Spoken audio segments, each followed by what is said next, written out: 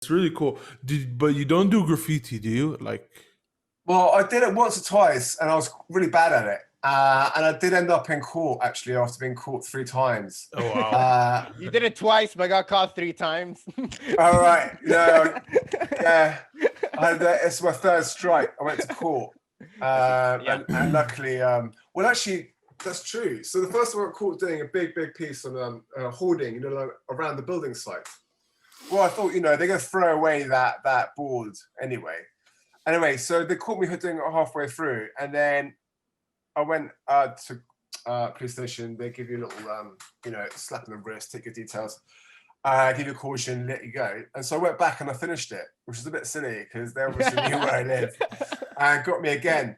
And then the 3rd time was completely innocent, which was the most annoying thing about it. Some guy like done some hand style stuff on like a garage door down by my mum's garden shed or something. And I really hated it. So I went down one night with a white spray can.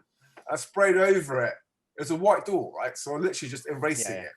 And of course the pigs picked me up immediately. I was like, "It's that white spray can, you can't do it." So I went to court for that. And they let you go? How'd you explain it to the judge? I really want to hear this. Like, well, it's a great one, right? Because it's so, you know, what have you got as evidence? Guys, I've got a spray can. What color is it? It's white. What color was the door that I was spraying over? White. So what damage can I do? So they let me go on lack of evidence. Okay, perfect. Yeah, lack of evidence. You erase the evidence. Yeah, like literally, like why? It's a white door, and like you're using white spray. Yeah, but it's like, crazy. well, anyway, graffiti. Yeah, so I was. I don't know. Like now that you're doing other forms of art, like if graffiti were like more legal, would you do it more, or do you? No, I wouldn't, because graffiti needs to be outside, and I'm a very much indoor person. I don't like the cold. And actually, I'm better with a pen, to be honest. I think it's very messy spray can art. It really is. And, yeah, it's really expensive. One spray can is like £6, which is what, $10 probably in London. So you go through 100 of those a month if you're a graffiti artist. It's like 3 kg. This is 50p, and it lasts me 3 months. That's crazy. Speaking of crazy, what is one of your? That is true. That is pretty fun. Arts that you've done, and like this is really cool. So walk us through the good, the bad, and Clint Eastwood. Well, that was actually a commission. Wow. The good, the bad, and the ugly. Yeah, that was commission. An art dealer I used to work with. You got commissioned to do it? Yeah, not by anyone in the film scene. It was just one of the contacts of my art dealer I was working with at the time. And one of the conditions of the commission was I'd have to create a video out of it. For some reason, I think the guy who commissioned it, he wanted to have a video showing how it was made. So I used it as a kind of a tutorial video for other artists. That's got quite a few views, I think, now on YouTube. But anyway, it was quite a difficult one. Yeah, I've got quite a few videos on YouTube, but no one ever watches them normally. Yeah. Here's a question. That's fine. What like, okay, so you're using one pen, right? Like it's the only thing you use while doing all these drawings. Yeah, pretty much. I mean, I do use, go on.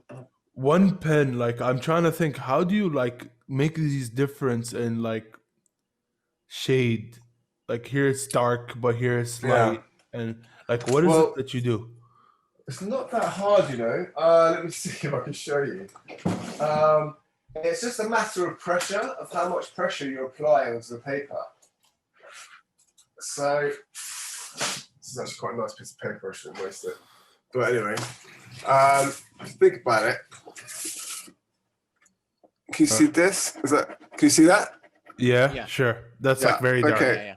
Right. Okay. So now I can just go lighter by putting less pressure in. Oh, literally. So it's just like a pencil. Yeah. All right. Yeah, I guess it is. Yeah. Yeah. But just a bit more time taken. Not bad at all. Thanks. So it's literally like you're dealing with a pen as though it's a pencil, and it's giving you a result that's completely different to a pencil. Yeah, exactly. That's like a regular pen, like a regular pen. Yeah, it's the best one. I haven't found a better brand than that usual Bic brand. Yeah. I mean, Yeah, it's good. It's the best one. So here's what I really want to know: is there ever a time where you've struggled with a piece of art, like personally, like you were just like you couldn't complete Yeah. it, or you just couldn't like do it for some reason? So there was. Yeah. Not as much these days, but when I was starting out, I found it very frustrating because if you're not careful, the ink will just suddenly come out at the end of ballpoint, and you can't really predict it, and it really is a pain in the ass when that happens because you can't erase it. You can't. You can't erase it. You can't. No, you can't get Tipex because that will just make it worse. Anything you do actually will make it worse. Generally, all you can do is raise the darkness of the area around that little ink bit. But when it happens in the wrong place at the wrong time, and you're like 100 hours in, I remember throwing my pen across the room a few times. Yeah. I mean, Haven't you thought of using other pens then? Like if that happens, don't you think?